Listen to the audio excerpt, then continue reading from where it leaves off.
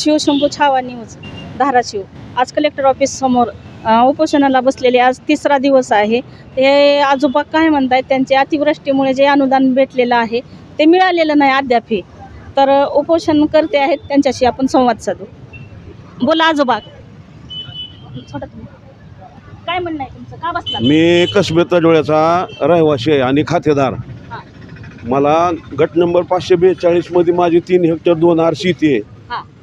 तरी माझं तलाठी आणि तहसीलदार ह्यांनी 19 पासूनचं अनुदान माझं अद्याप दिलेलं नाही।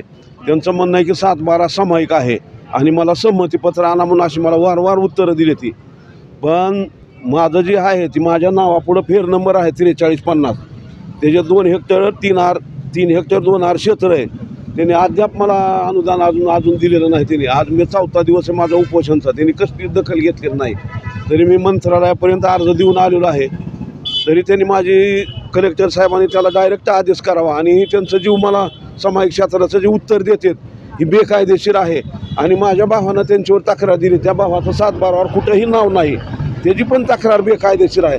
पण मी पूर्वी गणेश माळीवर तक्रार दिल्यामुळं हे आताची तहसीलदार मॅडम आणि हे तलाठी एका समाजाचे असल्यामुळं माझ्यावर अन्याय करायला पहिल्या तहसीलदारचा राग धरून की माणूस आगाव आहे म्हणून ही। त्याच्यामुळं तरी माझं त्यांनी अनुदान वर्ग करावं नसता मी दिनांक 10 तारखेला 1 वाजता मी आत्मदहन करणार आहे म्हणून मी आज इशारा दिला आहे।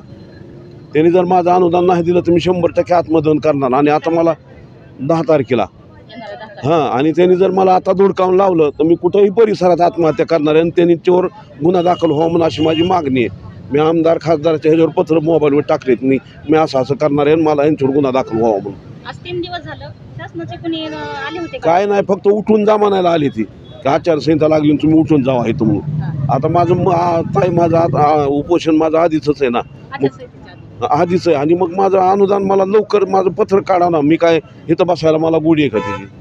त्यांनी पत्रक माझं लवकर काढावं, नाही तरी कलेक्टर साहेबांना त्याला आदेश करावा, करीत नाही ते आदेश। ती एकच असते तिथून सगळी चाकली गल्ली ते दिल्लीपर्यंत कर्मचारी महसूल तर एकच आहे। ती जनतेचं रक्त वशन करायचा धंदा माझा 19 पासून अनुदान शासनाकडे जमा आहे। तरी माझा आदेश काढून त्यांनी माझं अनुदान वर्ग करावं, मी उपोषण मागं घेण्यास तयार आहे।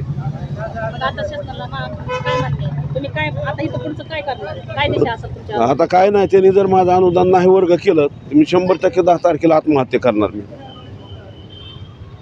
शिवशंभू छावा न्यूज धाराशिव।